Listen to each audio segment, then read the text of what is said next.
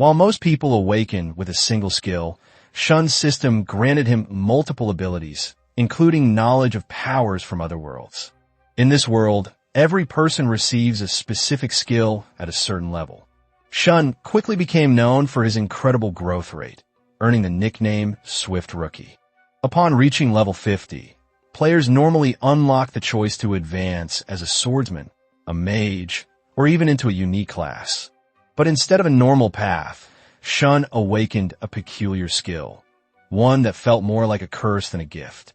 Each time he raided a dungeon or slayed monsters, his level mysteriously decreased.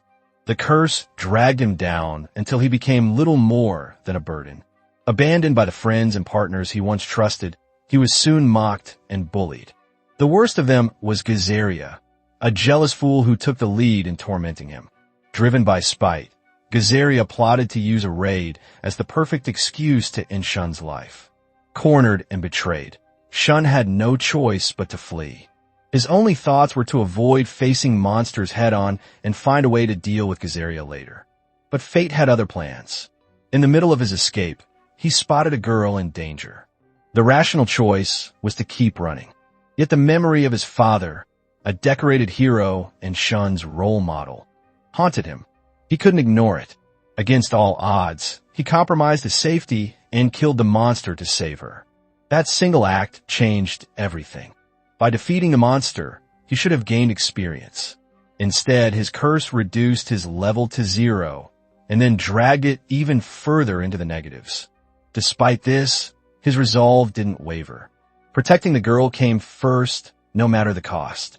That's when an eerie sensation spread through him.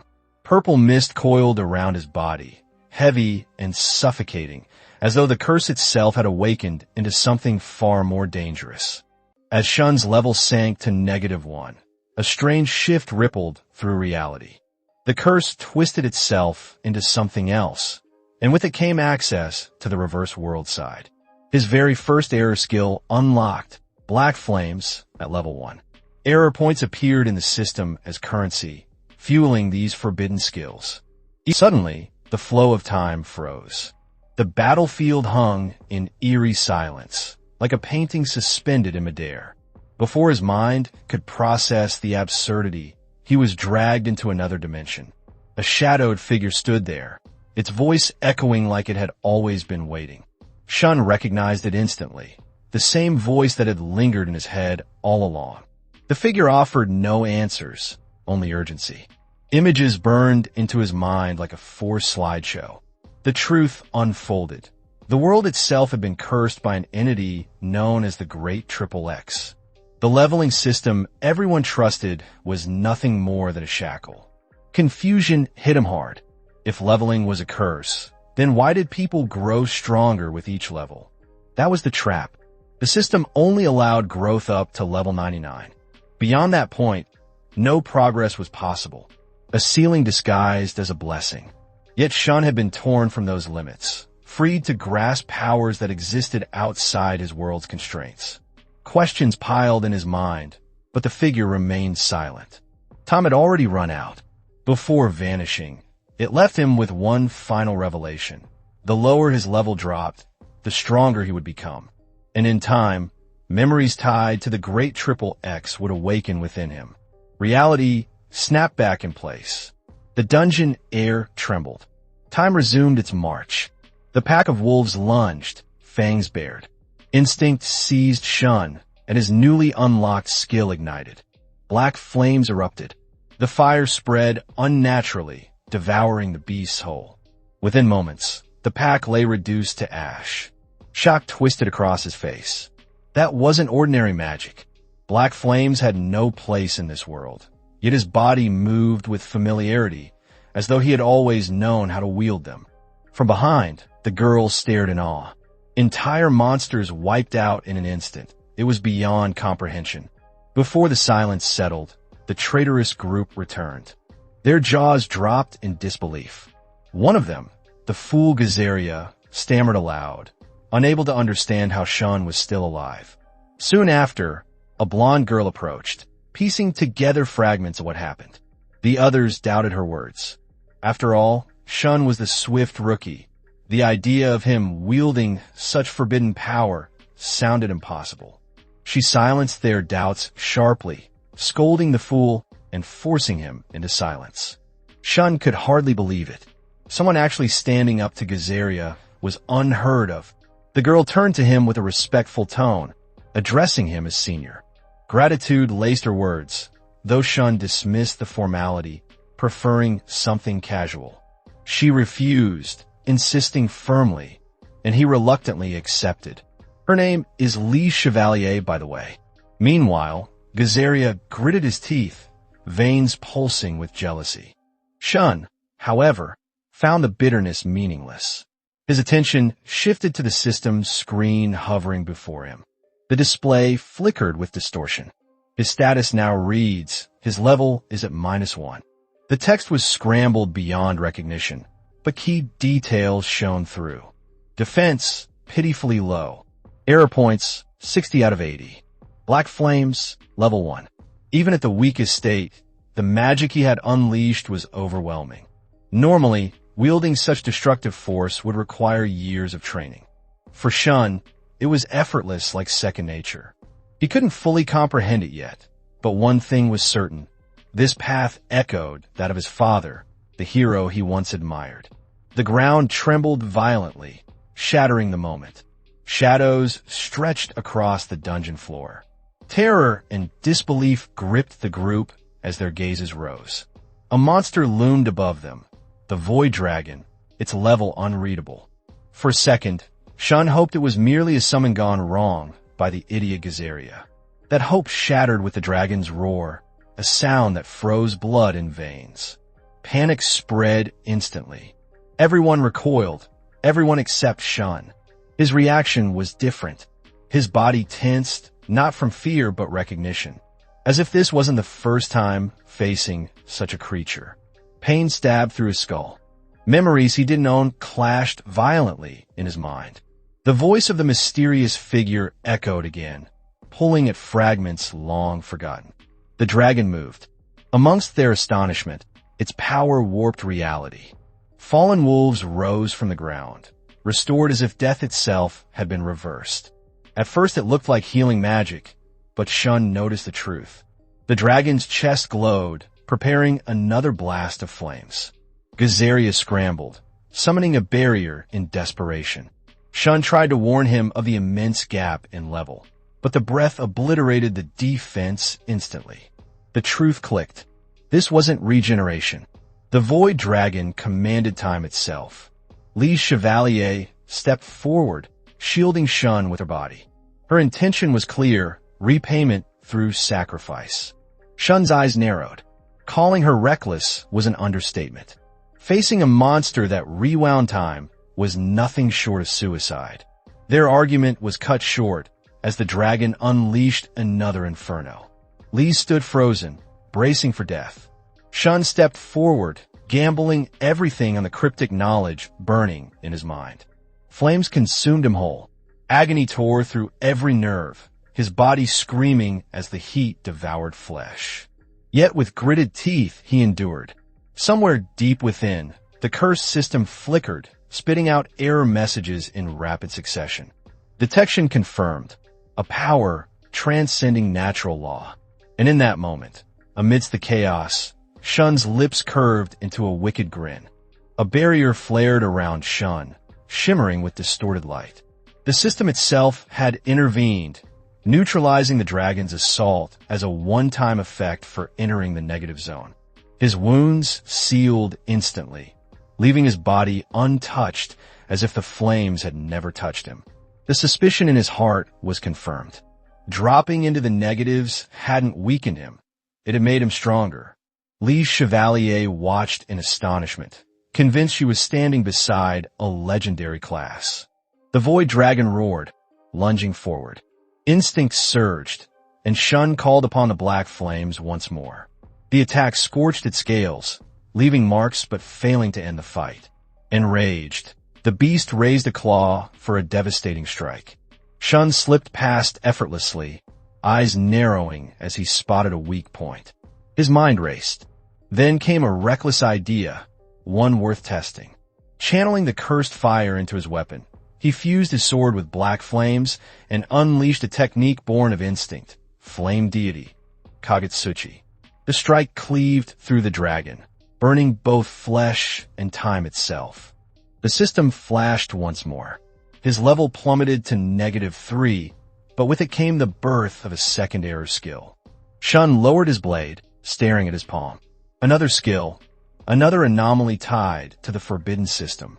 Every descent into the negatives only pushed him to new heights. The scene shifted to the dungeon's exit. Lise lingered at his side, her expression uneasy.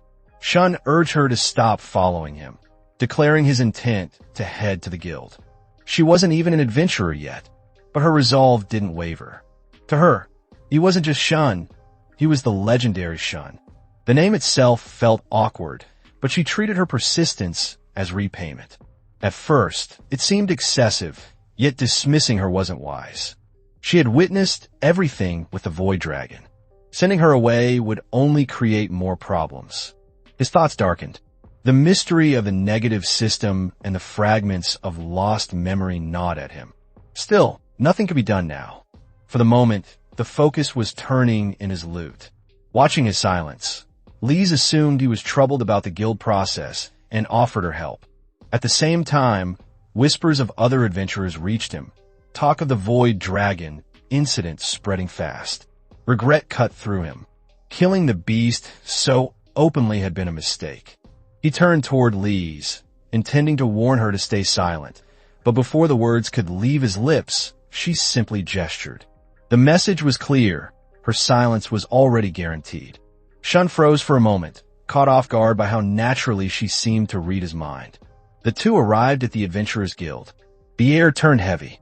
Hostile stares and disdainful whispers filled the room, directed squarely at him. Lise found the atmosphere offensive, but Shun brushed it aside. Better to ignore them. He reminded himself of the truth. Every adventurer received only one skill at level 50. Revealing error skills would bring disaster. The secret had to be kept. At the counter, he presented his loot to be exchanged for coin. The staff member processed the haul, recalling that Dungeon 37 had recently been cleared. Shun nodded nervously, praying the Void Dragon wouldn't be mentioned. Instead, the woman asked about his party members, explaining that a dangerous monster had been discovered. Relief washed over him. The guild's concern was about his safety, not his secret. The transaction proceeded smoothly until a sudden magic circle opened above the hall. Dark purple mist bled into the air, followed by a woman's descent. An S-rank adventurer, known for illusions. Her name, Phantom Elisha. When asked why she had come, she explained her purpose. Reports of a dangerous monster had drawn her to Dungeon 37, but upon her arrival, no creature remained, and no survivors either. The guild staff froze at her words. Elisha pressed further, admitting she had found the corpses of countless wolves. Her gaze sharpened, landing on Shun's loot. The coincidence was too great. Suspicion turned into demand. She wanted an explanation. Shun faltered, mind scrambling for words. Before he could speak, a random adventurer jumped in, claiming she was mistaken. Being caption obvious, he points with Shun's low level. Killing even a single wolf would be impossible, let alone a pack. Elisha's lips curved into an approving smile, praising the man's logic, before her hand snapped forward. The adventurer collapsed in pain, screaming as if crushed by invisible chains. She had used him as a warning. Her attention shifted back to Shun. If he didn't answer, the same fate awaited him. He played dumb, claiming ignorance, but Elisha's piercing eyes betrayed disbelief. Feigning disinterest, she turned as if to leave. Then an attack. Her clone struck first, only for Shun to parry instinctively. Another strike came from behind, but his black flames flared in defense, intercepting her blade. The clone vanished in smoke. Intrigued, Elisha complimented his unusual skill. Illusions were her specialty, yet this magic was unlike anything she had seen. Still, it wasn't enough. Her army of clones swarmed, pressing him relentlessly. She asked why he was so desperate to hide his strength. Shun's silence betrayed his struggle to answer. Before he could, she cut him off. She wasn't the enemy. She was after the mastermind behind the incident. But her mercy ended there. Battles with her were never prolonged. They ended quickly, brutally, like squashing a fly. The air thickened. Shun's instinct screamed. Hiding his power was no longer an option. His system pulsed. The second error skill stirred. Phantom's pupils contracted, her composure cracking as she witnessed the unknown awaken before her eyes. The clash escalated. Shun's force pressed Phantom onto the defensive, her footing pushed back by the sheer weight of his strikes. From above, she assessed the battlefield with narrowed eyes. The question lingered. Had he been holding back this entire time? Murmurs rippled through the guild hall. Shock spread among the onlookers. Phantom wasn't just any adventurer. She was S rank, one of the strongest in the world. Yet here she was, forced to yield ground. Shun's second error skill revealed itself. The system named it Law of Attack. From the title alone, he guessed it amplified offensive power. But the reality was more terrifying. His attacks, once capped at 210, surged tenfold. A force of 2,100 poured into every strike, rewriting the rules of combat.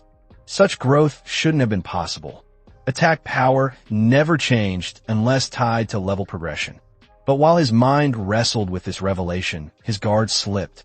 Phantom seized her chance. Shadows warped around him, pulling him into an illusion. The scene shifted into a monster raid. Colossal beasts roamed, their roars shaking the air. Shun stood frozen, baffled by the sudden change. From outside, Phantom observed him carefully. His expression told her more than words. He wasn't panicked, only calmly assessing the scene. To her, that reaction was damning. Either he wasn't strong enough to escape, or he was far too familiar with what he saw. However, it confirms he wasn't an informant for the enemy. The illusion dissolved. Phantom reappeared before him, her tone sharp but controlled. She offered an apology for the sudden trial. Shun clarified his stance, making it clear there was no malice in his actions. Phantom cut him off. She knew exactly why he kept his powers hidden, and she didn't hold it against him. Not many could stand toe-to-toe with her, after all. He sheathed his sword, accepting the remark with calm composure. In return, she released the poor adventurer she had punished earlier.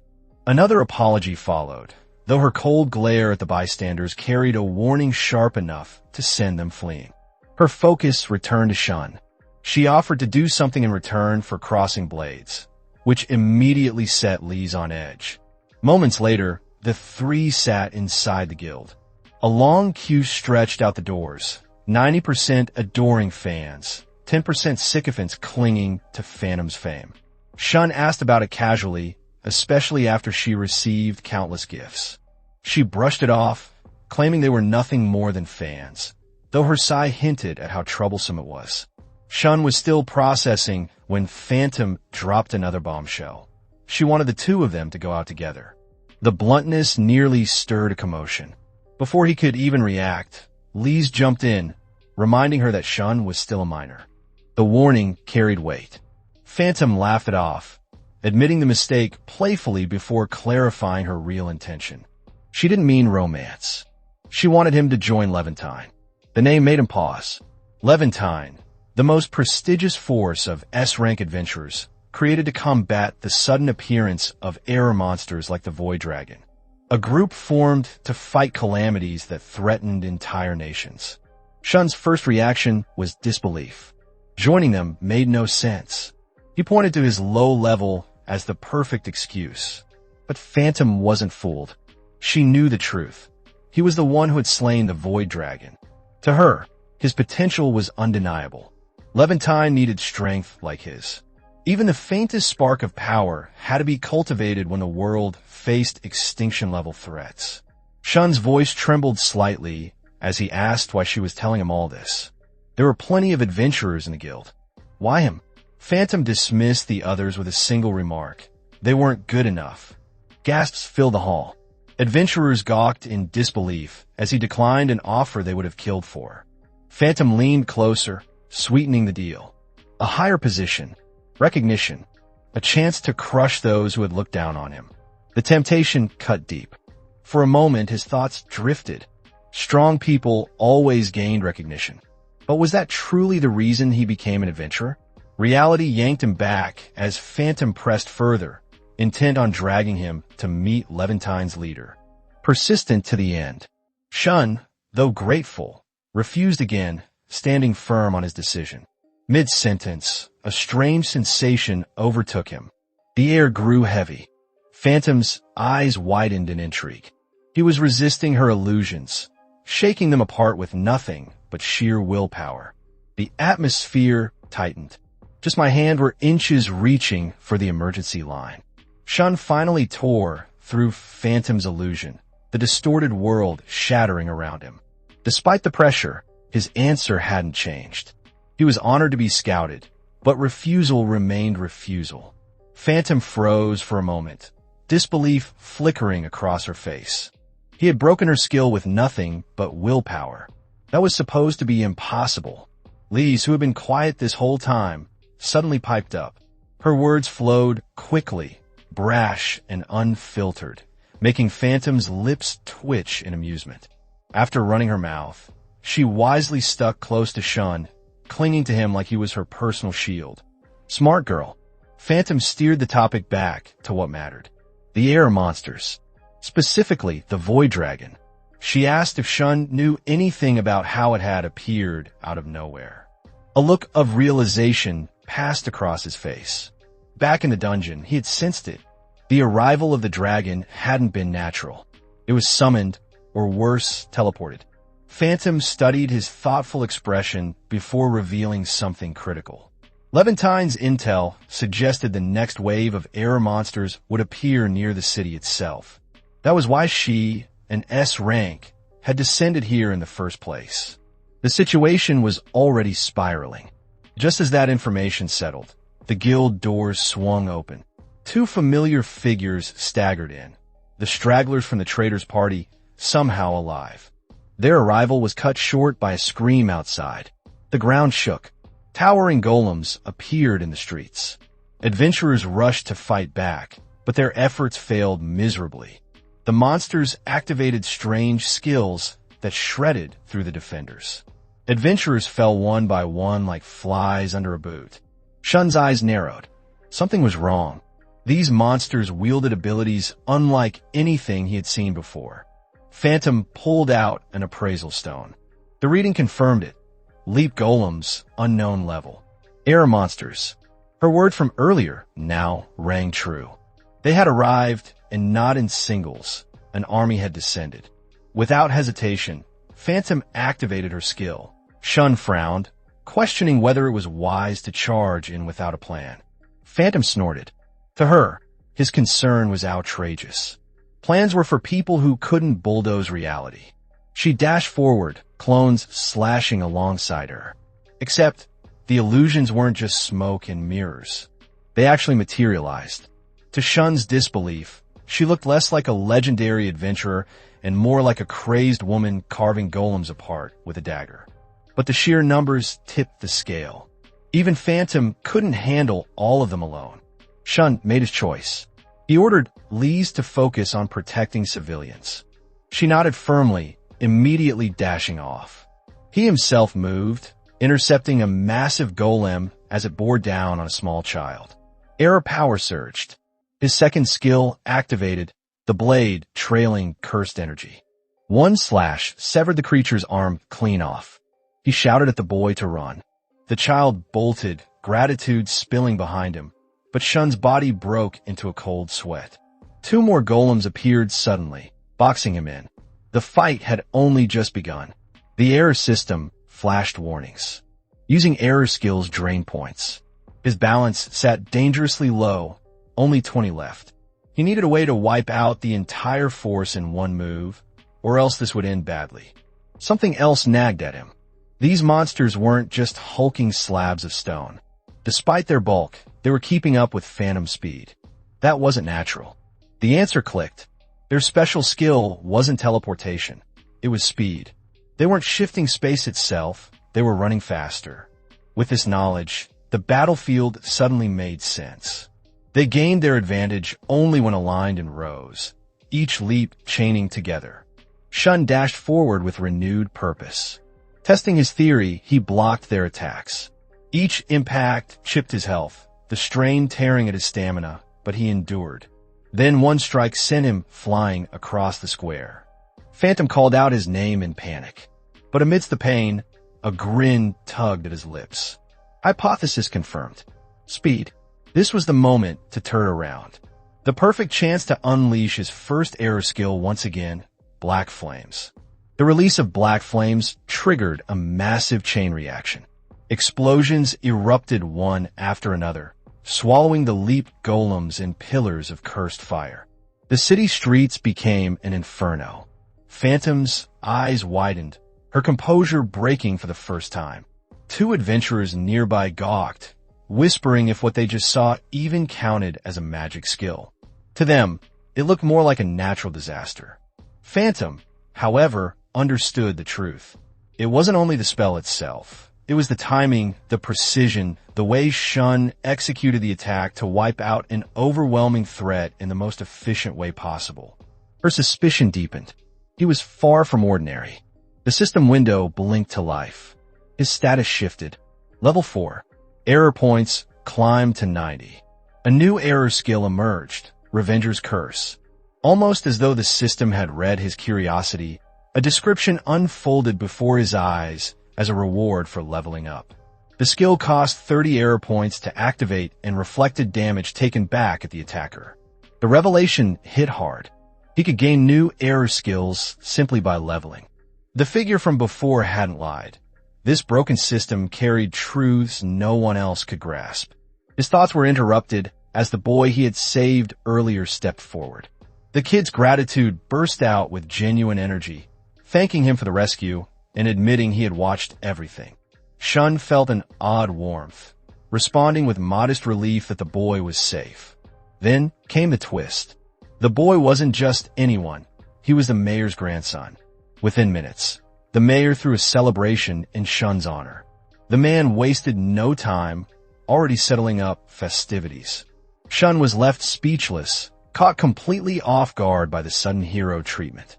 Phantom, watching his awkward expression, told him not to be too modest. After all, he had done the impossible, taken down the majority of the golems. Saving the city wasn't an exaggeration.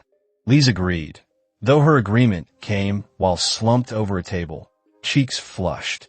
The lightweight was already wasted after just a few drinks, yet she stubbornly demanded more. Shun could only stare, stunned. Apparently, she had a side he has never seen. Meanwhile, two adventurers sat in the corner grinding their teeth. Every time he turned around, there was another girl at his side. The sheer injustice of it gnawed at them. Since they couldn't do anything else, they resorted to muttering trash behind his back. That's when the mayor's grandson snapped. The kid tore into them, calling them shameless. His rant didn't spare a single insult, pointing out that they acted more like children than grown adventurers. One tried to explain himself, stuttering about a misunderstanding. The boy cut him off mid-sentence, raging at the hypocrisy. If they wanted attention so badly, they should work harder instead of dragging others down. By the time the boy stormed out, both adventurers were left pale and humiliated. Shun watched in silence, impressed by the kid's backbone. But the mood shifted. Phantom's gaze turned sharp again, her expression serious. Something bothered her. She asked Shun if he remembered their earlier conversation. Clarifying, she admitted she hadn't sensed the leap golem's arrival at all. They had simply appeared, without warning. Almost exactly like the Void Dragon. Shun's eyes narrowed. He remembered a crucial detail he had overlooked.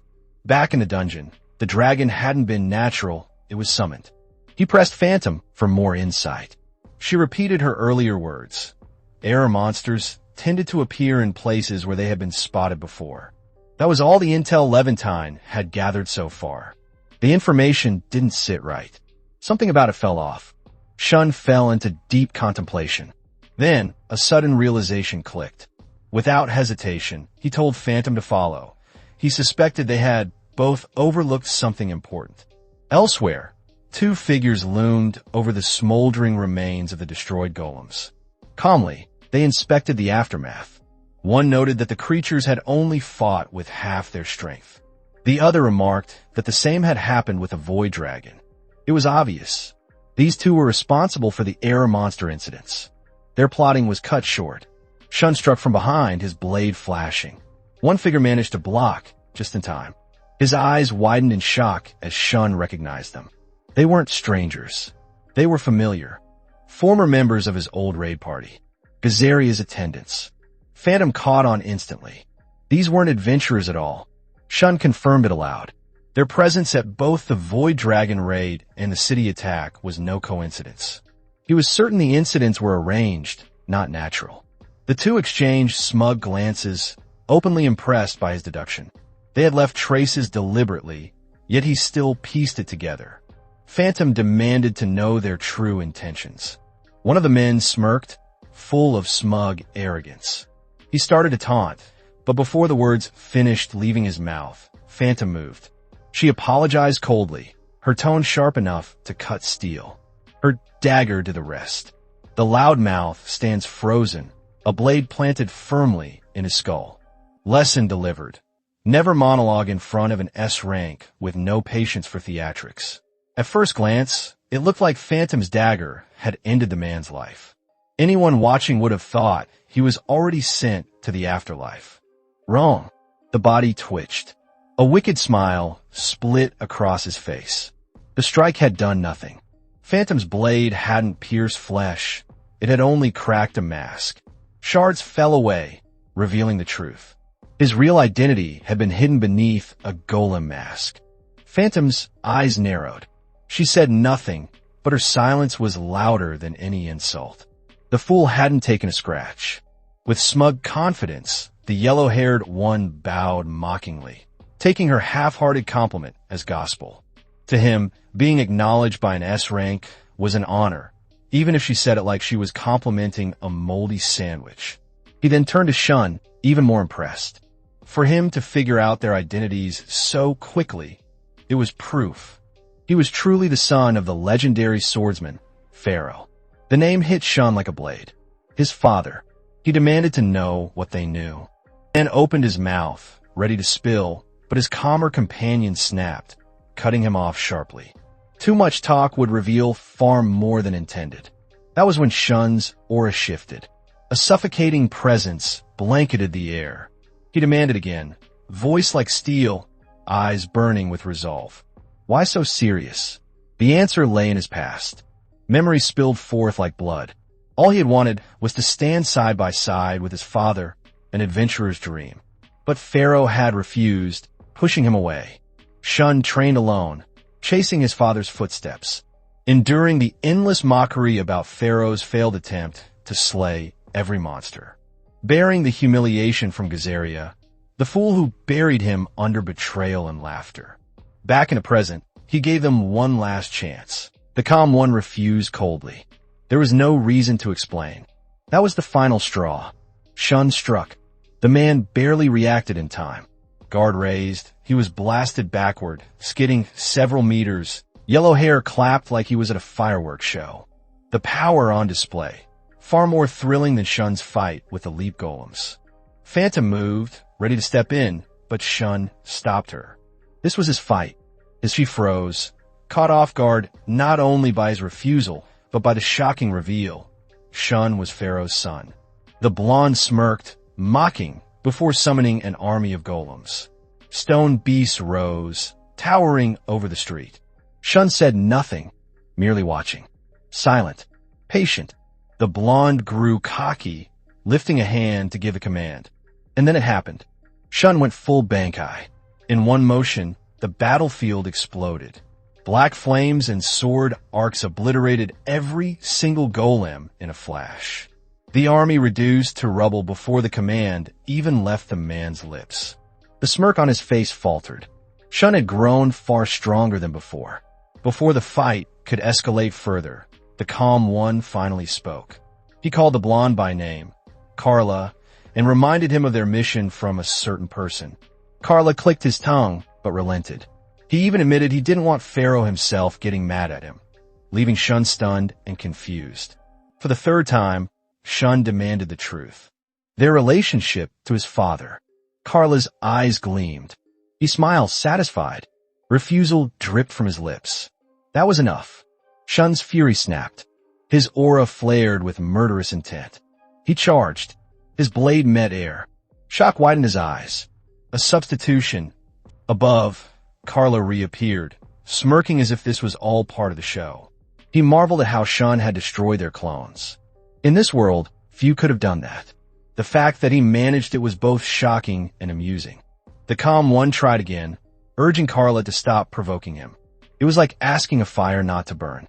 The blonde wasn't listening. He turned sly, gesturing toward Phantom with mocking subtlety. Then came the dagger to Shun's mind. He hinted at Pharaoh, at the truth behind why Phantom had attacked him earlier in the guild. The implication alone was enough to rattle Phantom. Before the conversation could dig deeper, the calm one stepped in firmly. Enough. Time was up. Either way, Carla promised to meet him again. Their eyes locked with an unspoken vow. This wasn't the end. A portal shimmered behind them, twisting reality like water. They began to step through. Shun wasn't about to let them slip away. His figure blurred, suddenly appearing in front of Carla. His blade slashed. Carla smirked, sidestepping the strike with inhuman ease. But before anyone could even process, Shun was already moving again. The calm one finally moved to meet him. Their blades collided, sparks flying, and the two clashed in a storm of steel, each strike echoing like thunder across the sky. The calm one, Dan, manifested a massive wall of swords, blocking Shun's devastating punch with ease. The strike shattered the air, but left no dent in Dan's barrier. Shun stood stunned. Dan commended his spirit, even praising his fighting resolve, but his words carried the weight of dismissal. To him, Shun was still far too weak. Before Shun could press forward, Carla stepped in, barring his path. A condescending grin split across his face as he warned Shun not to get cocky. Their energy surged, and both launched their ranged attacks. The collision triggered an explosion that rocked the battlefield, but neither side took damage. The realization hit. Carla's magic resembled Shun's own, only infused with lightning. Carla tilted his head, almost impressed. He admitted Shun's flames defied the logic of this world, and it never crossed his mind that someone outside their group could wield power beyond the world's rules. Shun's expression twisted with confusion. He was puzzled, and more than a little unnerved by Carla's words. Dan's voice cut through the tension, his tone heavier now. He admitted even they were surprised Shun had awakened this far on his own. His gaze sharpened, and in an unexpected twist, he offered Shun a chance to join them. The answer was immediate. A flat rejection. Not only that, Shun demanded they surrender instead. Negotiations were over. Carla laughed openly, mocking Shun's audacity. Dangerous energy rolled off Carla. He raised his sword, aura spiking dangerously. He declared the end of Shun. The clash came sharp and fast. But when their blades met, something impossible happened. Shun's eyes widened in disbelief. Carla's sword passed straight through his, just inches from his face. Reflex kicked in. Shun raised his arm as a shield, sparks flying as the blade scraped against flesh. Carla taunted him mercilessly, amused by his struggle. Shun countered with a strike of his own, but it landed with zero effect. His blade passed harmlessly, leaving Carla untouched. Then realization dawned. Carla wasn't invulnerable. He was switching places faster than the eye could follow, phasing through reality itself. Phantom finally stepped forward, her instincts screaming. Against an opponent like this, Shun had no chance. But he stopped her cold, refusing help. This was his fight. Dark aura swirled around him as he poured everything into his negative system. Murderous intent radiated outward. He invited both to come at him together. Carla's eyes lit up like a kid seeing fireworks for the first time. The overwhelming energy thrilled him. Yet, he sneered, calling Shun reckless for challenging both at once. Dan's expression, however, grew grim. He warned Carla not to underestimate him. This wasn't just anyone. This was the son of the legendary swordsman, Pharaoh. That sealed it. Both prepared to unleash their combined ultimate move. Danch Medjikarort. Thousands of swords materialized above, blotting out the sky, towering like a mountain of steel. Shun's breath caught, stunned by the sheer scale. Carla snapped his fingers. The blades descended like meteors. Their combined ultimate, void of death. Phantom panicked, stepping forward again to intervene. But Shun ignored her. He lunged head first into the storm. Blades shredded his body, cuts marking his skin, blood spraying as he fought forward. Yet he didn't falter. His persistence drove him through the storm, and as the timing aligned, the trap was set. His system flared. The third error skill activated, Revenger's Curse. Dan's scream tore through the air. Wounds ripped open across his body. His disbelief was almost comical. A skill like that, he couldn't even use it himself. Carla reeled back, his body struck with mirrored damage. Realization flashed across his eyes. Shun had baited them. Every injury taken was part of the plan. With his enemies crippled, Shun drew in his power. His blade ignited, merging with cursed fire. He unleashed his ultimate sword technique, Kagutsuchi. The explosion of power shook the field. Both Carla and Dan crashed to the ground, bodies broken, barely clinging to life. Not dead, but defeated. Phantom blinked, stunned. She came to her senses quickly, weaving a binding spell that chained their battered forms to the ground. Dan burst into laughter, completely unbothered. His admiration for Shun only grew. He called his strength remarkable, making Phantom wonder if he had suffered a head injury mid-fight. Dan pushed further, insisting Shun should join them, claiming someone with his talent shouldn't fade away in a backwater city. Shun's response? A sharp hand chop across his neck. Enough was enough. The two of them were unbelievably annoying. Exhaustion hit like a hammer once the battle ended, his body screaming for rest. Phantom rushed to his side before he collapsed completely, her hands steadying him. Surprisingly, his concern wasn't for himself but for her safety. The words made Phantom pause, her gaze softening before her thoughts shifted. Each of his abilities, she realized, was unlike anything she had ever seen. Unique and otherworldly. When Shun asked what to do about the two enemies bound before them, Phantom assured him not to worry. The guild would handle it. Their mess, their rules. She had it covered. Then, as if it was the most casual thing in the world, she pulled out a small vial. A healing potion. Shun blinked, confused. She explained calmly. It wasn't just healing, it carried a special recovery effect. Then, with a mischievous glint, she added she didn't mind helping him with mouth-to-mouth if necessary. Shun choked, face heating, before downing the bottle in one gulp like his life depended on it. The potion worked instantly. Wounds knitted shut at astonishing speed, the pain ebbing away until his body was whole again. Knowing how expensive such potions were, Shun thanked her sincerely. Phantom's playful smirk melted into seriousness. She warned him to prepare himself mentally. The matter was about his father. The scene shifted. In a quieter place, Shun listened in shock as Phantom revealed the conclusion drawn years ago. His father, Pharaoh, was the one behind the error monsters. The words hit like thunder. Phantom explained further. Her reason for attacking him at the guild had been born from wariness, not hostility. They couldn't ignore the fact that Carla and Dan had openly hinted at Pharaoh's involvement. Shun's heart sank. He struggled for words. Phantom watched, her concern heavy. Pharaoh wasn't just anyone. He was the strongest adventurer alive, powerful enough that not even all the S ranks combined could bring him down. Everything had changed after his legendary battle against the evil lord. That battle had warped everything. Lowering her head, Phantom apologized. She felt she owed him at least that much honesty. But Shun cut her off.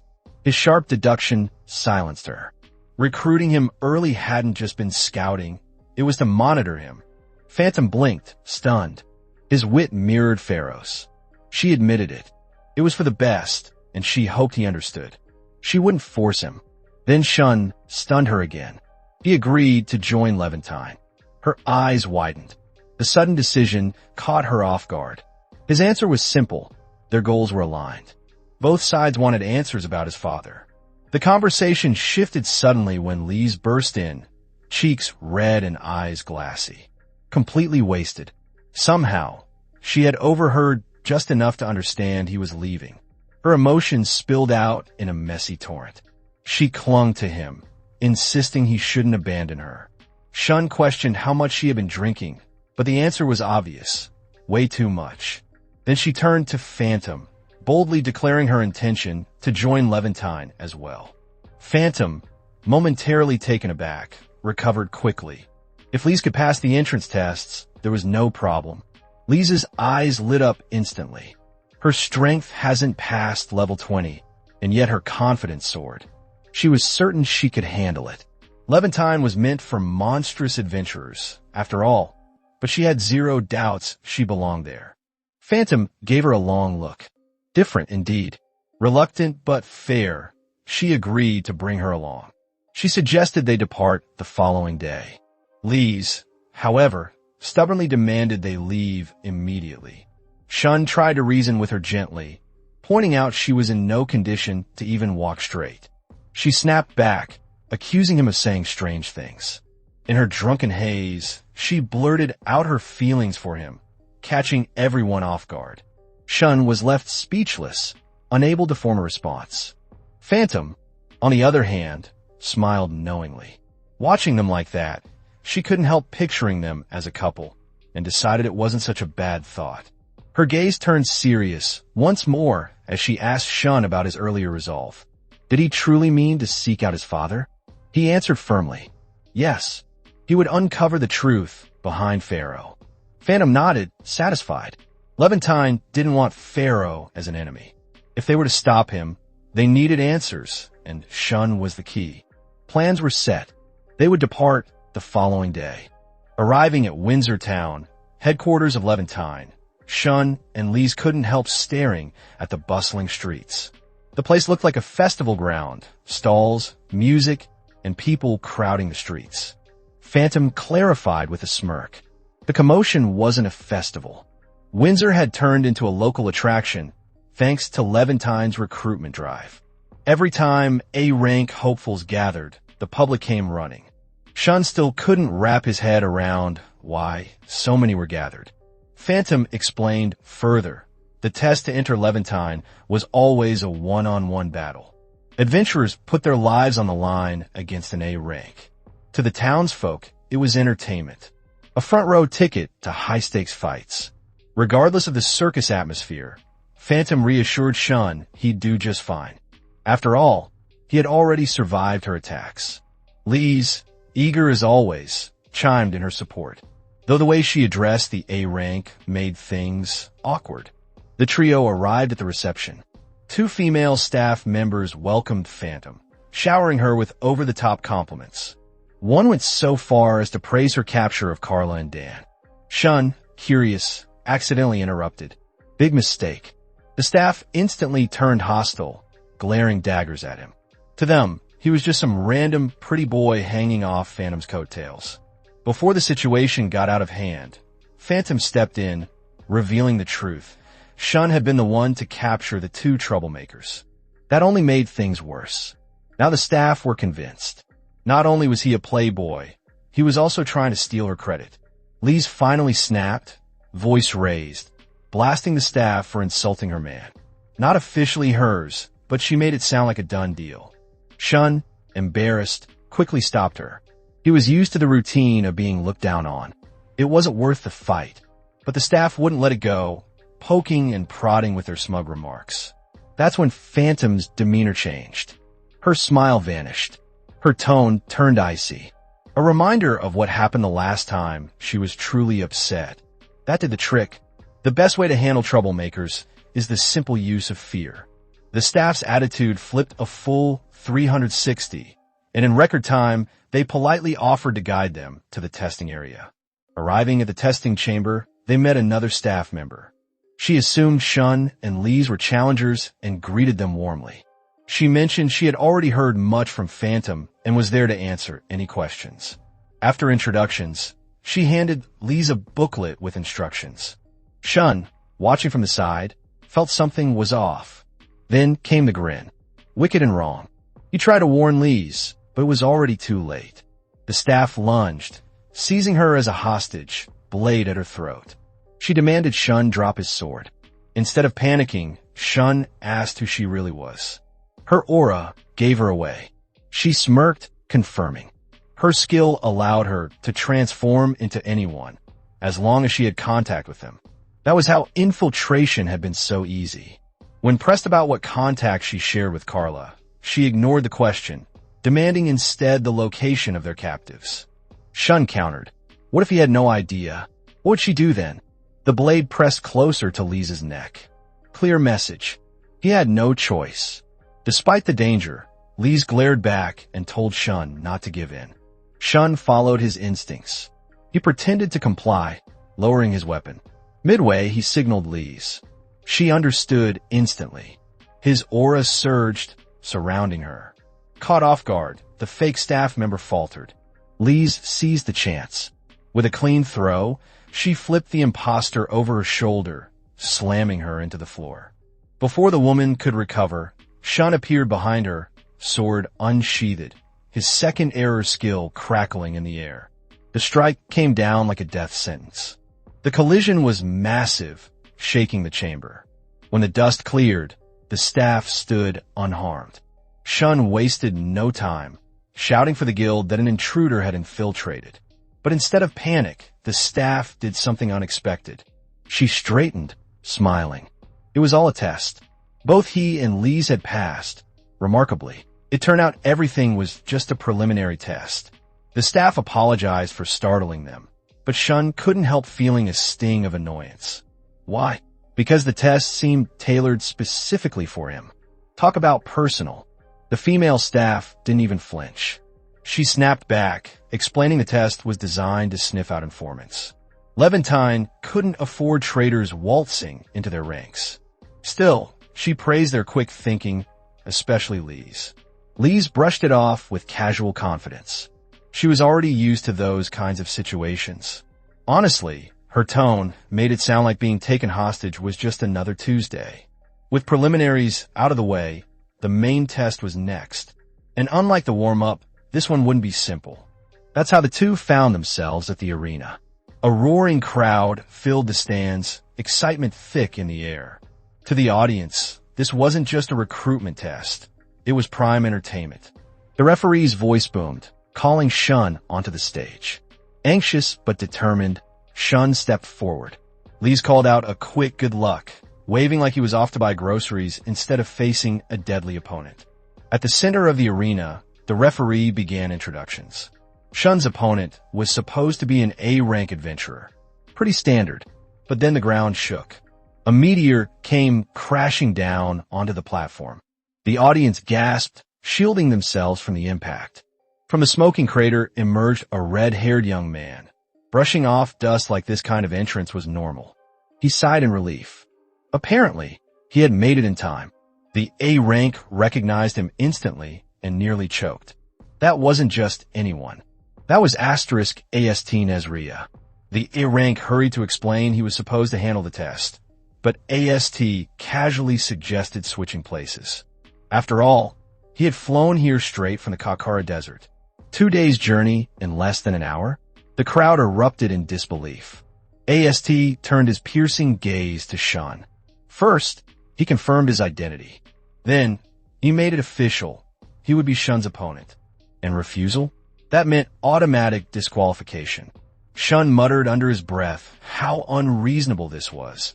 But the crowd misinterpreted the scene. To them, it looked like he'd be fighting two opponents at once. They were practically foaming at the mouth with excitement. Meanwhile, Shun just thought the whole scene was one big hassle. The A-rank, worried, tried to intervene. He addressed AST directly, reminding him that as an S-rank, taking this test was completely overkill. Even with Phantom's recommendation, this was pushing it.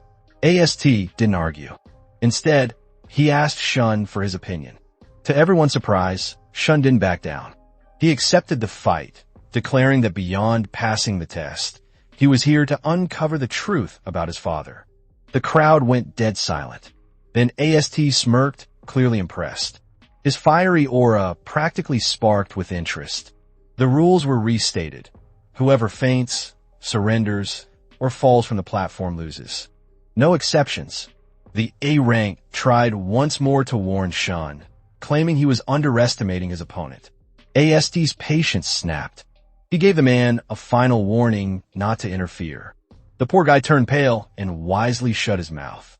Then AST's body erupted in a storm of flames and lightning. The very ground cracked under his aura. Shun thought as much. People usually awaken to single skill, but AST was different. He wasn't just rare. He was one of the legendary cases of multiple skill holders. The audience roared, but Shun stayed focused. AST raised his hand, preparing to start the match. With a single motion, he combined 4 different skills into one devastating strike. The sheer pressure of the attack made the air vibrate. Shun's eyes widened. There was no time to hesitate. He unleashed his first air skill. The 2 attacks collided. The shockwave ripped across the arena, forcing the audience to shield their faces. As the dust settled, both fighters stood their ground, swords drawn. Then AST laughed. Not mocking, genuine laughter. His magic had been canceled, a feat worth recognition. He declared it was the same kind of power Shun's father once wielded, something even Levantine never fully understood. Shun stepped back, creating distance. Clearly, AST knew a great deal about his father. AST's expression turned sharp. He promised answers, but only if Shun could defeat him. That single word, only, ignited something in Shun. He lunged forward, his sword ablur. His movements were so fast the crowd could barely keep up. The moment hair and eye color change, everyone knows things are about to get serious. AST is caught off guard by Shun's sudden burst of speed and transformation. Even so, he manages to block the sword strike, though not without acknowledging Shun's incredible speed. Then, without hesitation, he drops a shocking revelation. His father was the founder of their organization. Shun's eyes widen in disbelief. Never once did he imagine that his father was the founder of Levanin. AST quickly realizes from Shun's expression that he had no idea. Still, the rule is simple. If Shun wants answers, he must defeat him. Before the duel continues, an A-rank adventurer interrupts despite AST's earlier warning. Annoyed, AST shoots the fool a cold, murderous glare before knocking him out with a precise chop to the back of the neck. With the distraction dealt with, he turns back to Shun, suggesting they pick up where they left off. Once again, he reminds Shun that passing this trial is the only way to earn his place in the group and uncover the truth about his father. This time, AST invites him to attack with everything he has, no holding back. Shun charges forward instantly, but every strike is blocked by AST with ease, his grin never fading. He compliments Shun as the child of the top swordsman, but at the same time points out the glaring weakness. Shun is still an amateur when it comes to magic. With lightning crackling at his command, AST disrupts Shun's balance and drives a brutal knee into his midsection, forcing him dangerously close to the platform's edge.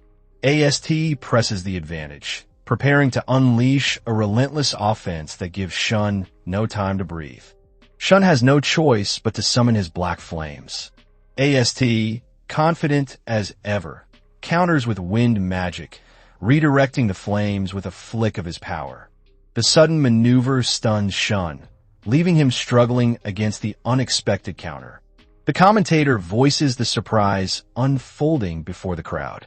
AST, underestimating Shun, prepares to deliver the finishing blow.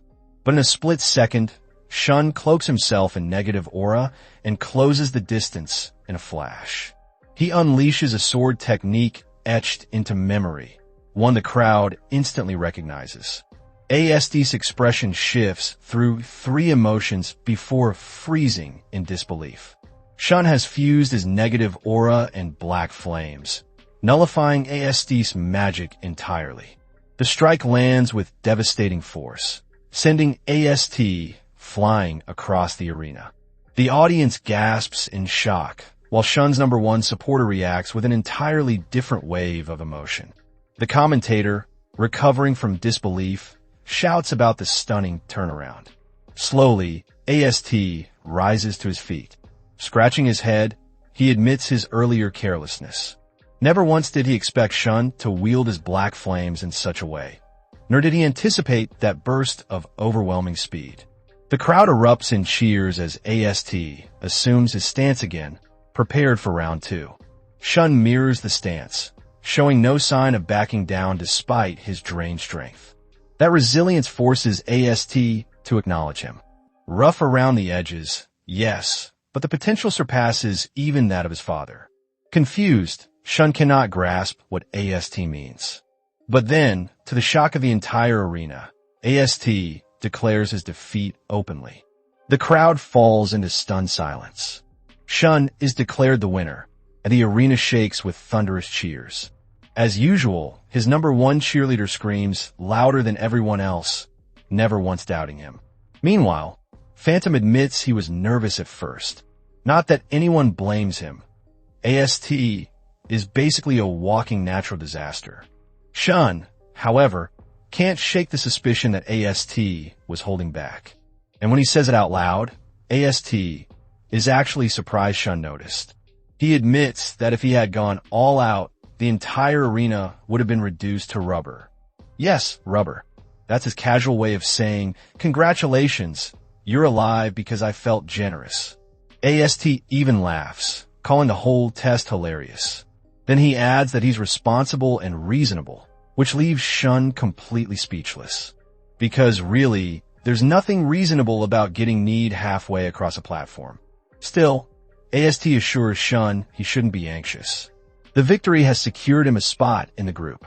More importantly, now that Shun is officially a member, it's time to talk seriously about his father. Inside the waiting room, AST is already there, looking like he's been expecting Shun. Wasting no time, Shun asks about his father. But AST warns him to brace himself. Even Levantine struggled to believe the truth. 10 years ago, Shun's father murdered the crown prince. AST begins his account, starting 12 years earlier during a monster subjugation. He was so overwhelmed that death felt inevitable. But that's when he met Shun's father for the first time. Not only did the man save his life and give him a high-tier recovery potion, but he also provided shocking intel about the monsters and the enemy facility behind them. When AST pressed for more details, Shun's father said nothing. He simply burned the monster's corpse. AST panicked, realizing his mission wouldn't be recognized without the head. But Shun's father dropped yet another truth bomb. The creature was a chimera, an air monster. These monsters had terrifying regenerative abilities and originated from the other side of the world. To prove his words, he slashed the beast countless times in a blink before unleashing black flames to erase it completely. At this point, Shun's dad was basically farming aura, like it was a daily quest. AST could only watch in stunned silence. The man's swordsmanship was beyond anything he had ever seen, and his magic, dark and unique, was unlike the flame magic common in this dimension. Driven by awe, AST declared his intent to become his disciple. But Shun's father only looked at him coldly and stated that people from this dimension could never master his skills. And just like that, the man left AST humbled. That encounter became the seed that grew into Levantine. AST reveals he is the actual founder, creating the organization with the sole purpose of protecting the world against air monsters. Hearing this, Shun scratches the back of his head, half expecting such a story from his old man. Typical dad, carrying world-shaking secrets like it's a part-time job. AST continues, explaining that people and even the king himself admired Shun's father. Which makes the real question burn brighter. Why would a man like that kill the crown prince? AST's expression turns unsettling. He admits that at first he believed the claim. After all, he and his members were unilaterally informed. But the one certainty he carries is this. Shun's father left behind a note with only 2 words, declaring he was leaving the capital. That's all AST knows. Shun thanks him sincerely, but deep down, he can't help but think about how his father never taught him anything, always choosing to shoulder everything alone. AST interrupts those thoughts, saying he too doesn't want to believe Shun's father betrayed the country. That's why, together, they must uncover the truth. Shun, of course, is already on board, but then AST suddenly pivots the topic, asking about Shun's relationship with Lise. Shun quickly clarifies, things aren't what AST thinks. In truth, even he doesn't know much about her, which he finds strangely interesting. Surprisingly, Lise is doing well in her test despite struggling back in Dungeon 37. But wait, something doesn't add up. How could someone not close to level 20, with no awakening, be fighting an A-rank adventurer? Suspicious doesn't even begin to cover it. Before the mystery clears up, the scene shifts straight to Carla's interrogation cell. Carla refuses to cooperate, his eyes full of defiance. The interrogator responds by smashing him in the head, but instead of breaking, Carla grins. That smile alone is enough to send chills. He mutters that the time has come. Aura begins to leak out of him, leaving the guards puzzled. And then he declares his intention to follow Shun's father to the very end. The next instant, the entire cell explodes. Meanwhile, Ash's thoughts drift toward Lise. There's something about her that catches his attention, something he deliberately chooses not to reveal. When Shun expresses surprise that Lise was facing an A-rank adventurer, Ash shoots him a puzzled look. So, Shun begins explaining their first encounter in the dungeon, a moment when Lise struggled against a blood wolf. Ash lets out a soft chuckle, hinting that there's more to the story than meets the eye. From his perspective, Lise is definitely A-rank or higher. Surprisingly, she passes the exam, leaving Shun completely stunned. Though, truth be told, the result isn't all that unexpected. Still, there's something odd about it. She entered the exam using only her first name. Could she be hiding something? Before that thought can settle, chaos erupts. The underground prison suddenly explodes, shaking the entire area. Shun and Ash immediately rush out of the arena. That very prison is where Carla and his companions were being held, a place that should have been utterly impregnable. The fact that it was breached means something is seriously off. While Shun processes Ash's words, Ash activates his wind magic, and to Shun's shock, the man literally takes off flying. With a half-annoyed groan, Shun complains, but Ash urges him to keep up. Left with no choice, Shun races after him on foot. Before reaching the source of the explosion, they're suddenly blocked by massive error dragons appearing out of nowhere. Ash's eyes light up instantly.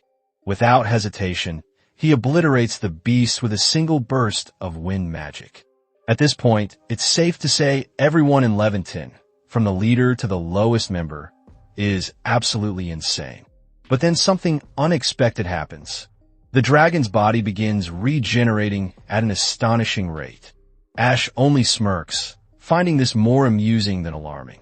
That's when Phantom makes her cold entrance, slicing the regenerating dragon clean in half with nothing but a dagger. Ash clearly dislikes her interference, though Phantom isn't the type to just stand by and let an error beast rampage through the city. She swiftly finishes off another dragon, turning it into minced meat. At this point, it's basically a who's more badass contest. With everyone showing off, Shun steps in for his turn. He slices through a dragon with ease, but in that instant, he notices something he'd missed earlier. The dragons don't just regenerate, they divide. Each one splits like cells undergoing fission. With only 30 error points left, the situation starts looking troublesome. Still, Shun stays calm and uses a sword skill everyone recognizes, finishing off multiple dragons in one clean motion. Ash gives a rare nod of praise, realizing Shun had imbued his sword's strike with flame enchantment. Yet the problem isn't over. More dragons keep spawning non-stop, threatening to overrun the city. That's when Shun's error system activates, rewarding him for his kills. He earns a level up and unlocks a new ability called Time Acceleration. The new skill costs 10 error points and manipulates space-time, accelerating any chosen target. In simple terms, Shun just turned into the manhwa version of Barry Allen. The moment he activates the skill, time freezes completely. In that still world, Shun moves with blinding speed, slaying the dragons one after another, finishing them all in less than 10 breaths. As time resumes, Ash and Phantom stand frozen in disbelief. Shun's movement was so fast that even they couldn't track him. Before they can recover, more creatures start emerging from the direction of the explosion. Phantom steps forward, offering to handle the incoming dragons while Shun and Ash head for the epicenter. Since Shun's main goal is uncovering information about his father, this could be the perfect opportunity. Ash acknowledges this, and the two dash toward the source together. At the heart of the chaos stands a lone figure, summoning dragons through portals that rip open from the ground. Ash confronts him, demanding to know if he's the one responsible for the destruction. The figure sighs, clearly irritated by the interruption. Both Ash and Shun freeze when he responds, not just because of what he says, but how he says it. He speaks as if he already knows about Shun's father. That single fact confirms everything. This figure must be working with Carla. But when Ash accuses him, the man only scoffs, calling them pathetic for even comparing themselves to him. Still, the figure leaves them with a chilling declaration that thanks to the fools who got in his way, his mission is now almost complete. From the figure's presence alone, Ash could tell he was incredibly strong. But that didn't change the fact that he was going to catch him and demand answers. The figure only scoffs at the thought. It becomes clear he's waiting for someone to arrive in this dimension. For the meantime, he invites Ash, hoping to be entertained. By the way, his name is Van Galoff. Ash charges in with his sword, but his attack is brushed aside like it's nothing. Shock flashes across Ash's face. Van Galoff calmly notes that he shouldn't look so surprised and even admits Ash isn't too bad. That's when Ash's eyes light up with excitement. He's realized Van Galoff is a mage type. Van Galoff stares blankly, confused about why this kid suddenly looks fired up. Shun voices his concern, insisting they should fight together, but his words fall on deaf ears. Van Galoff finds it amusing. Not many could stay calm, let alone excited, before him. Ash thanks him for the compliment. Then in the blink of an eye, he's already standing right before him. His blade slices through the air, stopping mere inches from Van Galoff's neck before it's deflected again with ease. Now, even Van Galoff looks intrigued. Someone like Ash existing in this dimension? How interesting. He considers it an honor, saying it's been ages since he last had to take a fight seriously. Ash attacks again, but his face twists in disbelief. His strike caused 0 damage. He wonders if this ability is the same as Carla's. Van Galoff laughs at the comparison, declaring that he's nothing like that pathetic weakling. He is the wind itself. Attacks like Ash's can't even touch him. Ash answers back by summoning his own wind magic. Van Galoff smirks, noting his solid mastery of elemental wind. Then, in a blur, he vanishes and reappears behind Ash, showcasing the vast gap between them. Compared to him, Ash is nothing but a beginner swinging a stick. That's like rocking DLC in a free-to-play world. Unfair from the start. Van Galoff doesn't bother to argue. He accepts the truth of it. Because what he controls isn't simple elemental wind. It's the calamitous wind, a power that exists beyond this dimension itself. Ash freezes. That phrase, it's the same one he once heard from Shun's father. Sensing danger, Shun tries to warn Ash, but before he can act, Ash is kicked away like trash. Van Galoff yawns, calling the fight boring and deciding to end Ash's life right then. But that's when Shun steps forward. He launches his attack, only to find it useless too, 0 damage. Confused and frustrated, he quickly activates his dark flames. Van Galoff instantly recognizes the ability, his father's power. He's surprised Shun can use an energy from outside this dimension, but still, he shakes his head. The kid is too weak. Disappointingly so. Shun, unfazed, prepares his ultimate skill. To Van Galoff, the boy now looks like a poor imitation, a copycat struggling to live up to his father's shadow. He expected much more, but Shun and Ash are both pathetic in his eyes. Carla and his companions were nothing compared to him. Van Galoff stands in a league of his own. He moves in to end it quickly, but the next moment, his expression changes. Because despite knowing he's outclassed, Shun refuses to give up. He stands firm, driven only by the burning resolve to find his father. Their clash intensifies, until suddenly, Shun hears a familiar voice. Time freezes, just like it did back in Dungeon 37. It's then revealed that this isn't the usual time acceleration skill. This is something far greater, asterisk the principle of time. Meanwhile, Shun stands frozen, eyes wide, unable to believe what's happening. Shun suddenly finds himself drifting into a strange new space. There, he spots the same mysterious figure he met back in Dungeon 37. The man studies him with approval, clearly impressed by Shun's growth. Thanks to that progress, the curse binding him has weakened, just enough for him to briefly appear in this dimension again. Shun instantly understands what that means. There isn't much time. The man nods, placing a finger gently on Shun's forehead. He reveals that the key to defeating Van Galoff lies within Shun's lost memories.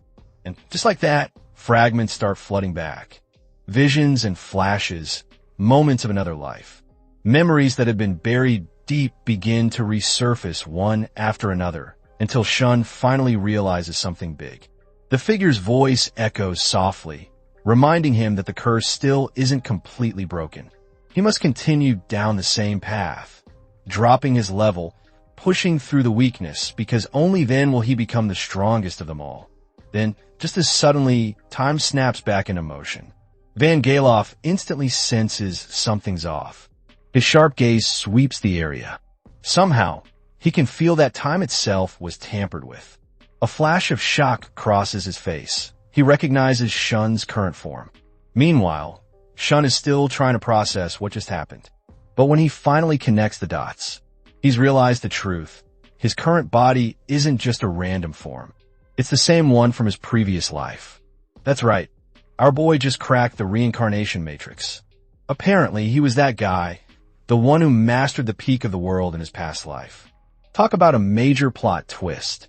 Van Galoff, who was all smug and godlike a second ago, suddenly looks rattled. For the first time, there's actual fear in his eyes. Before he can blink, Shun appears right in front of him, his aura flaring like a divine storm. In the name of this awakened form, the Sword Saint. The moment their blades clash, Van Galoff grunts in disbelief, because this time, he actually takes damage. Every fragment of Shun's memories, every piece of his past, has led him straight to this moment. Van Galoff tries to analyze the attack, quickly realizing that Shun used time acceleration in his strike. By manipulating space-time itself, he managed to cut through space.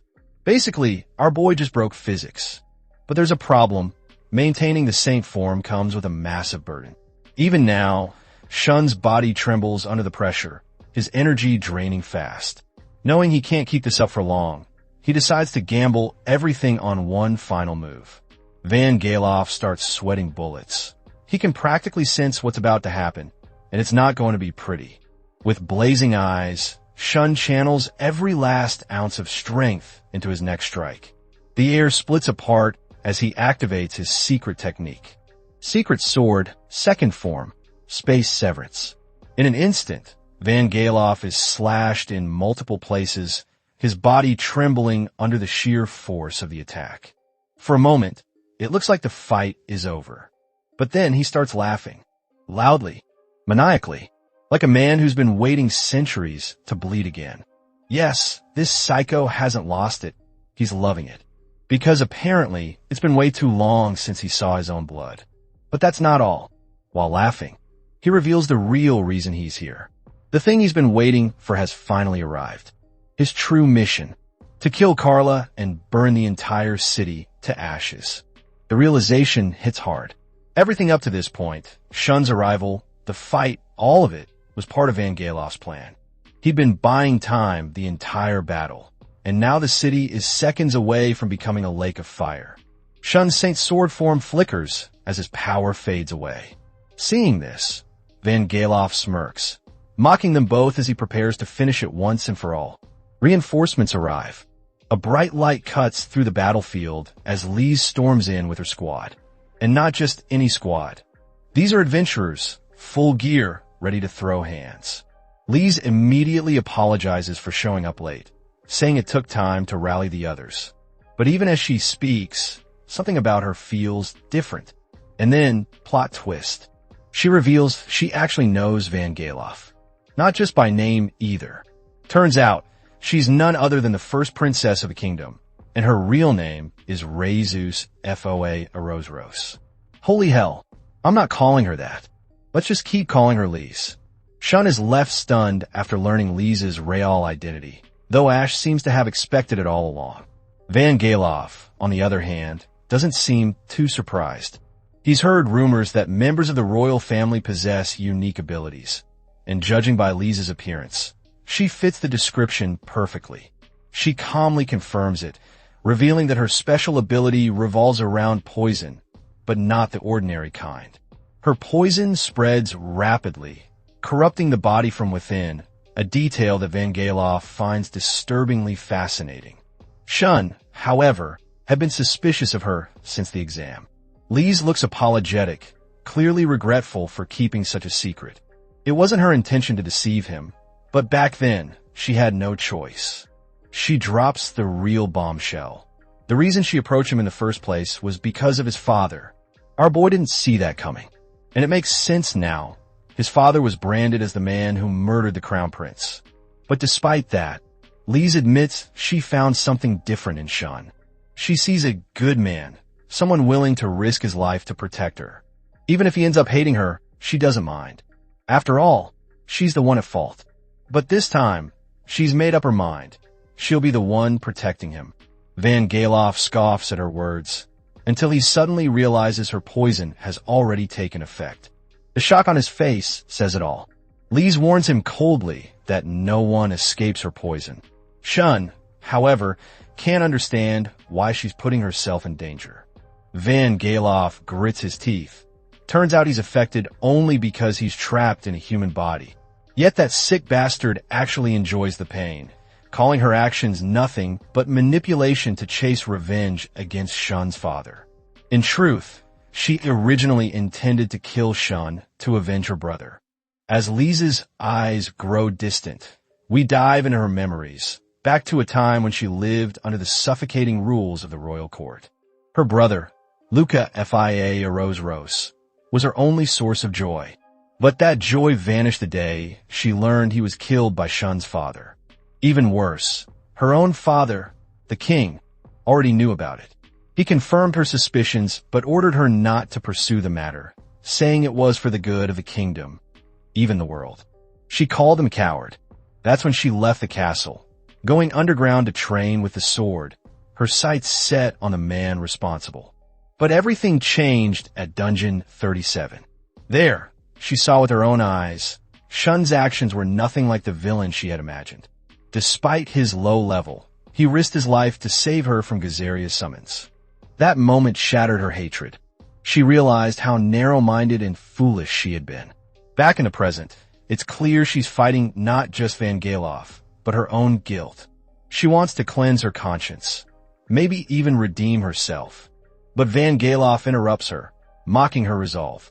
The guy who even Shun struggled to fight, and whom Ash could barely defeat, thinks she stands a chance? Please. He's about to give her a brutal reality check. Except Shun isn't letting that happen. He activates his time acceleration skill, intercepting Van Galof's attack midway. Lise can't understand why he's helping her. Well, that's because she's the princess of the kingdom, and he's just doing his duty. Lise stands frozen, her eyes wide with disbelief. She softly asks if Shun's actions mean he's forgiven her.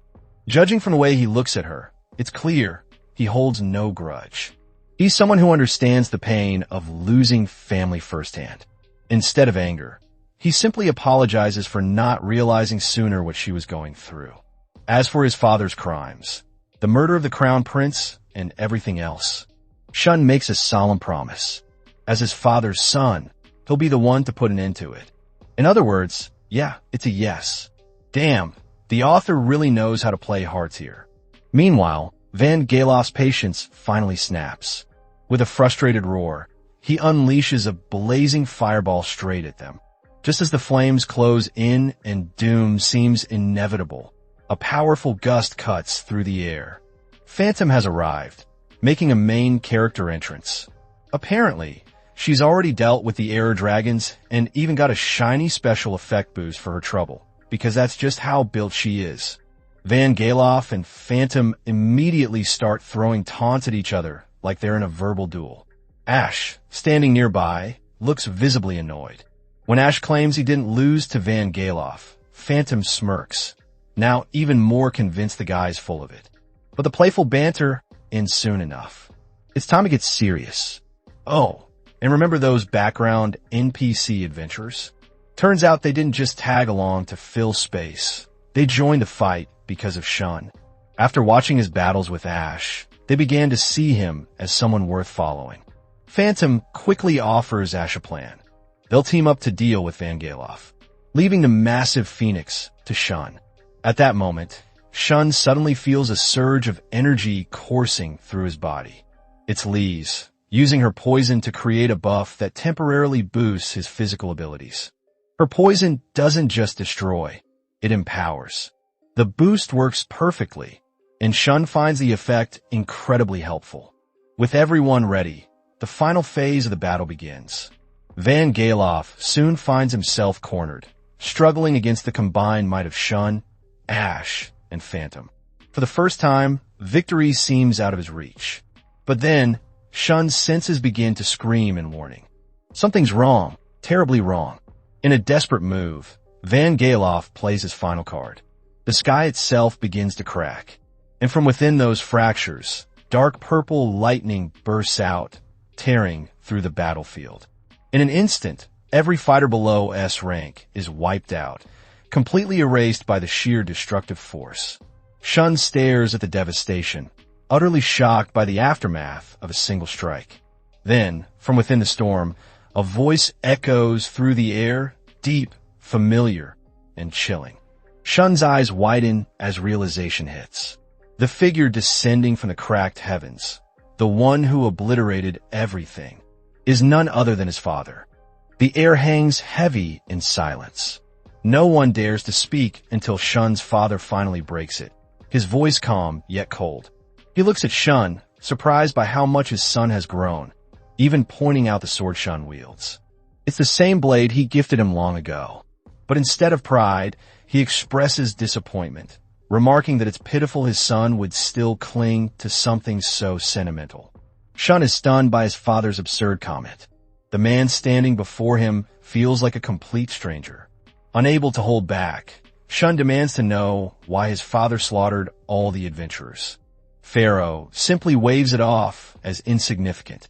He considers them pests, nothing more, and wiping them out was just cleaning up.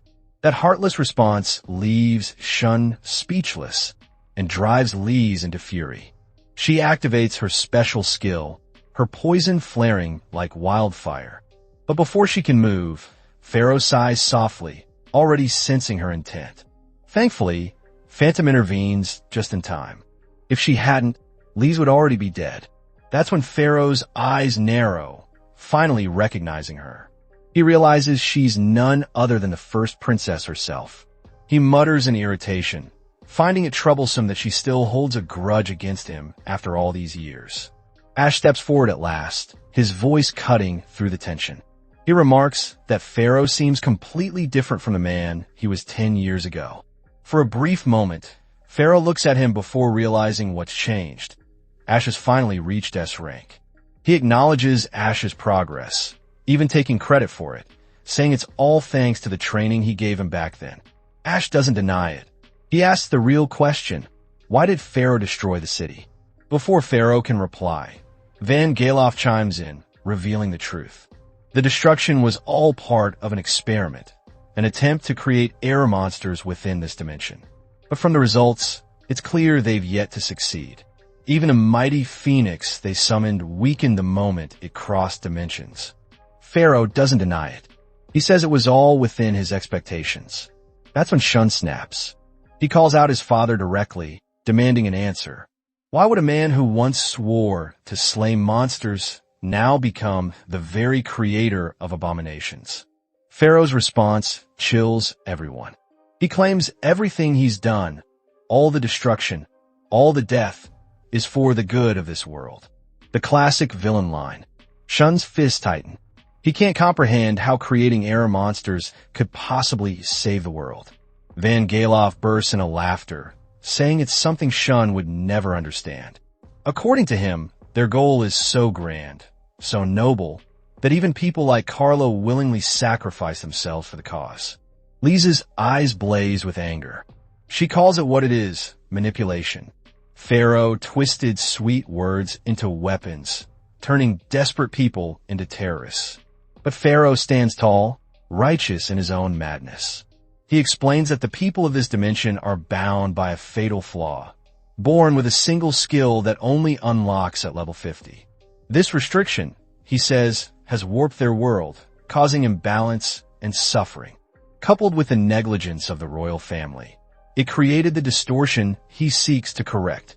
That's why he gathered followers who, even if they didn't fully agree, were ready to die for his revolution.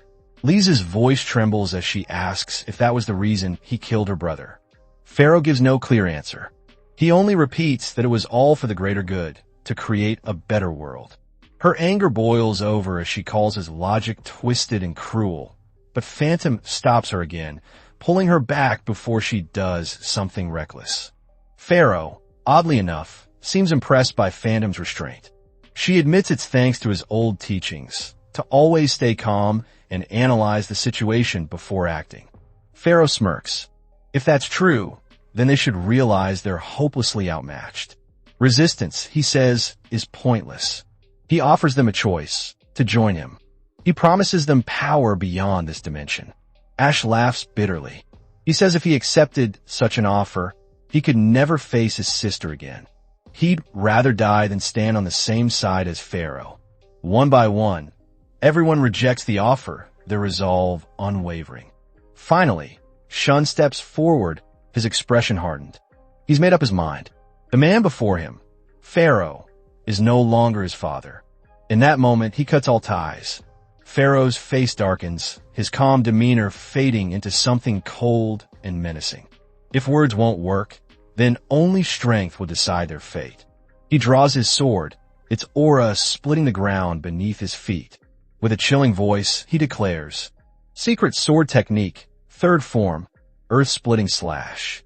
And just like that, the battle between father and son begins. Shun barely has time to react. One clean strike from his father sends him flying like a rag doll. The sheer force behind it is terrifying, especially considering Pharaoh didn't even use his full power. Ash flashes in behind Pharaoh, his magic aimed straight at the old man's neck. He warns him not to get too cocky. Pharaoh doesn't even flinch. He calls Ash useless. But that's exactly what Ash wanted. The attack was just a feint. Before Pharaoh can turn, Phantom and Ash strike together, unleashing a perfectly synchronized assault.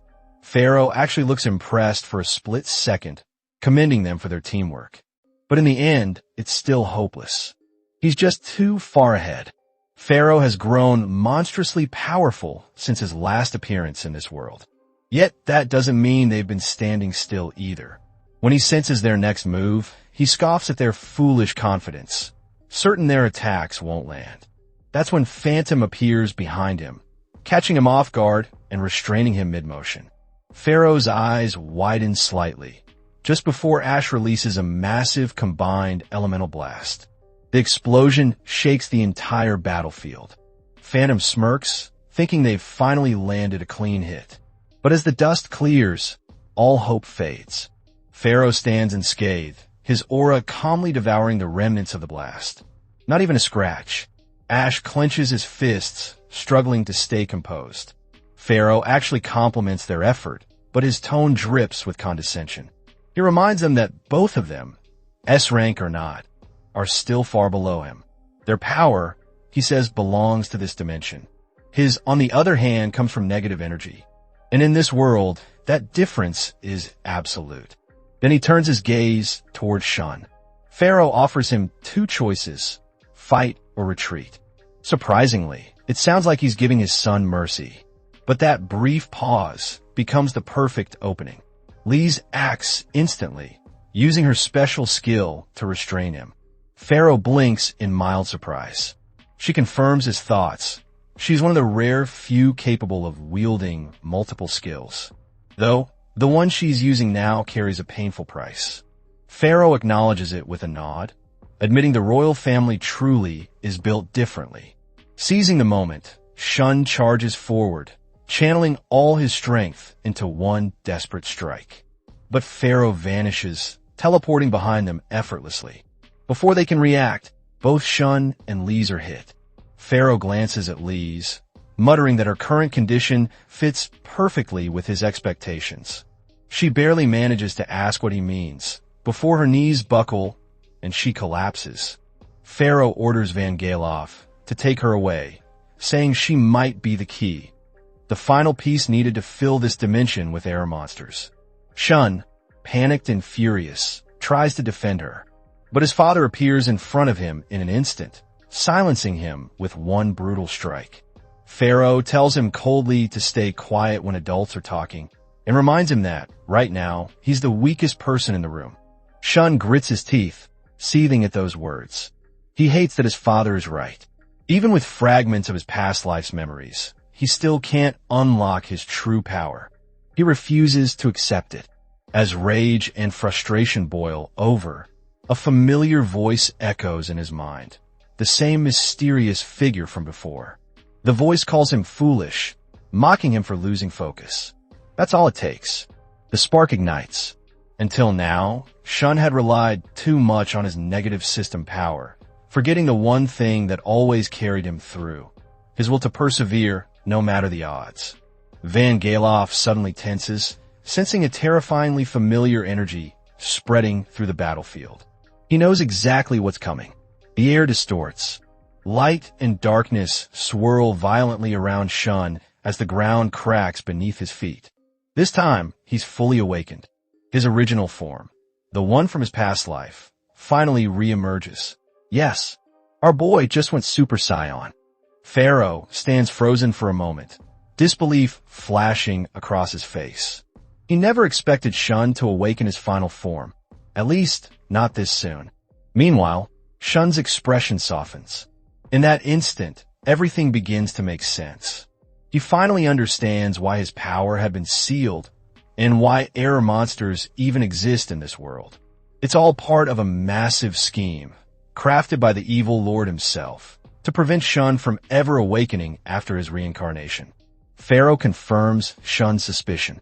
He recalls that Shun existed 2,000 years ago, known throughout history as the original Sword Saint, the creator of the divine shadow style. In the present day, several sword techniques have evolved from that same foundation. Like the flame deity Kagutsuchi, one of the most powerful forms derived from Shun's original art. That alone is enough reason for the evil lord to fear him. This means Shun Dad might be a messenger, or worse, a pawn, of the evil lord. While everyone processes the revelation, Van Galoff suddenly lunges in, trying to take advantage of the chaos. He strikes from behind, smug confidence radiating off him like a fool who thinks he's clever. Big mistake. Shun instantly shifts into divine shadow style. First form, true Kagutsuchi. His blade flashes so fast that even light struggles to keep up. Only after images remain, dozens of them, dancing through the air. Van Galoff freezes mid-motion, his eyes wide. He can't even tell what just happened. From the sidelines, Ash bursts out laughing, mocking the guy's stupidity. To him, every member of the Bright family is an absolute monster. Even he, an S-rank adventurer, can't compare anymore. Pharaoh narrows his eyes, recognizing the technique at once. It's unmistakable. The same sword style Shun used 2,000 years ago. Wait, does that mean Pharaoh lived that long? Or did he just regain his memories or reincarnate, like Shun? Regardless, there's no time to think. Both father and son flash forward, their blades meeting in a blinding clash. Steel rings against steel as the air ripples from the sheer force of their strikes. To the untrained eye, they look evenly matched, but Phantom notices something off. Despite keeping pace, Shun's physique is still weaker. His body, though powered by awakening, can't fully handle the strain of his old techniques. Pharaoh sees it too. He smirks and asks what Shun plans to do now, knowing full well his son can't win through endurance. But Shun already knows that. Instead of backing down, he slowly lowers his sword. Everyone watches in confusion. Has he given up? Far from it. He takes a calm stance, empty-handed. Ash's eyes widen in disbelief. Zero form. Great. Another new form. Guess this really is Demon Slayer, except there are no demons. It's a fighting style long lost to time. Shun nods, confirming it's his original form of combat, the purest version of his technique from 2,000 years ago. In short, Pharaoh is cooked, but his father just grins, eager to see how long his son can keep this up with such a fragile body. And with that, round 3 begins. Pharaoh lunges forward with a deadly thrust. Shun sidesteps effortlessly, the wind slicing past his cheek. He counters with a clean uppercut, but Pharaoh narrowly blocks it with his forearm. The exchange continues, blindingly fast. As the fight drags on, Pharaoh starts to realize just how terrifying Zero form truly is. Without a sword, Shun moves lighter, faster, and infinitely more fluid. There's no wasted motion, no stamina drain, just pure instinct and timing. The form is built entirely around reading the opponent's movements and striking in the exact instant they reveal an opening. It's the ultimate form of combat, one that turns the body itself into a weapon. Phantom and Ash stand speechless, watching in awe as Shun fights barehanded, his strikes so clean they create shockwaves. The last hit didn't deal much damage, but Shun expected that. It's his first time fully using his Sword Saint form since awakening. Pharaoh steadies his stance, declaring that the outcome remains unchanged. He releases a surge of overwhelming aura, the ground cracking beneath his feet.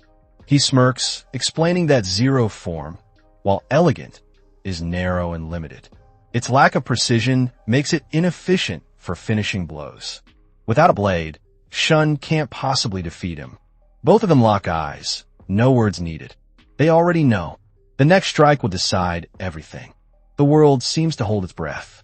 And then, in the blink of an eye, both Shun and Pharaoh explode forward, their bodies glowing with unleashed aura. Lightning tearing through the air as their final clash begins. If you made it this far and feel the video is worth it, don't forget to show some love by hitting the like and subscribe buttons. Until the next recap.